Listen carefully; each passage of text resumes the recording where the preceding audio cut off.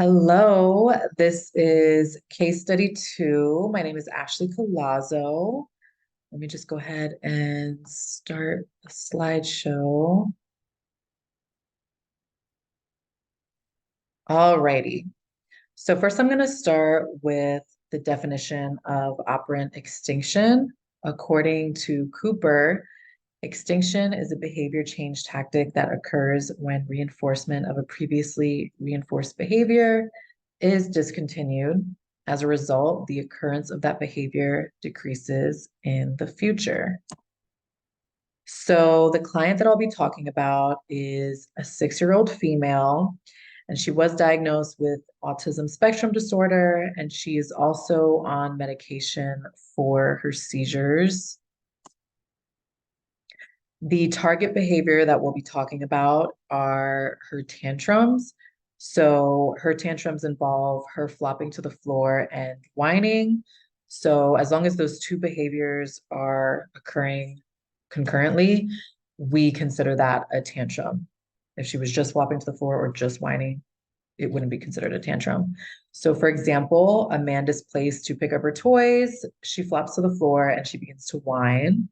A non-example would be she trips, she falls to the ground, and she begins to cry because she got hurt.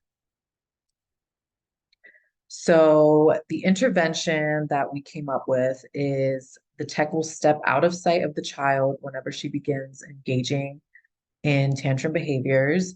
When the child has been calm for at least 5 consecutive seconds, the tech will step back in sight and follow through with the original mand. So what that looks like is typically like she'll be in a room, she'll start tantruming.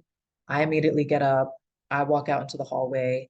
I position myself in a way to where I can still see her, but she can't see me. And I just stay quiet and I don't say anything until she's quiet for at least 5 seconds. And then when she's quiet for at least 5 seconds, I walk back into the room and I follow through with the demand. I restate it.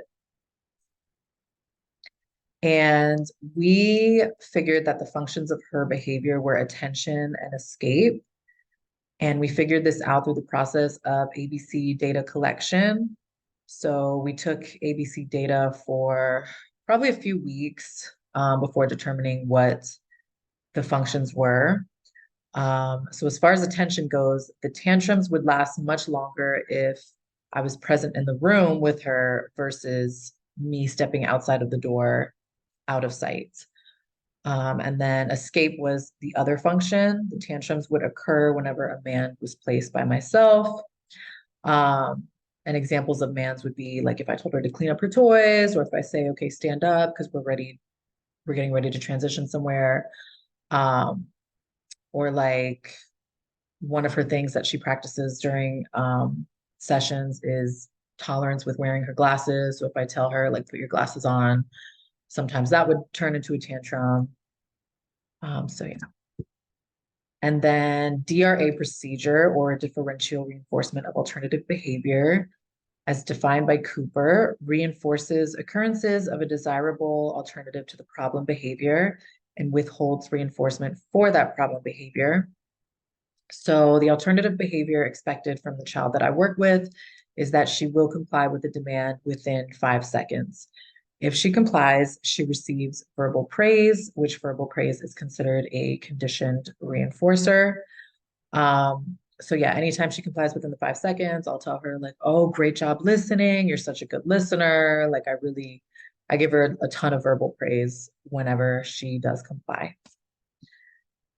And then as far as the stimulus control, once it was realized that attention maintained the maladaptive behaviors, it was decided that the tech should step out of the room entirely to avoid giving any attention to the child during her tantrum.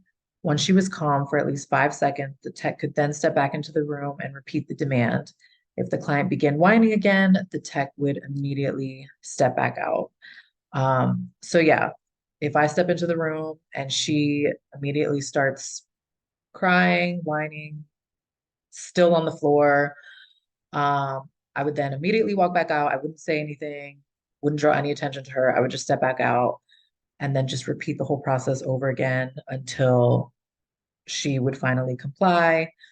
Um, Unfortunately, in this situation, her medication that she's on for her seizures, we feel does play a big role into her behaviors.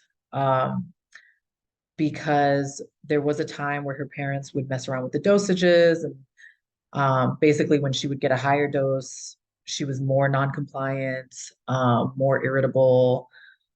The medicine makes her very tired.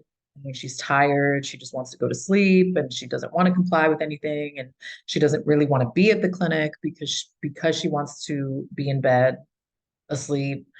So her medication does play a huge role. Um, but unfortunately, because the medication is for her seizures, we can't ask that she be taken off of them because otherwise she would have seizures. So her parents have put her on a lower dosage, um, which we feel honestly didn't really help with the behaviors, but it's just one of those things where we can't really do anything about it because we obviously don't want her to have seizures all the time. So we kind of just have to work around the meds and all that. But overall, I do feel like the intervention has worked. She definitely tantrums a lot less now than she did when she first started receiving services. Um, she's still not really where we want her to be. We were hoping that she would be at that point by now where she would like not tantrum at all. But unfortunately, like I said, because of the medication, we feel like she's probably not going to get to that point, but she has shown progress. She does tantrum a lot less than she initially did. And there is my reference, and that was my case study 2. Thank you for watching.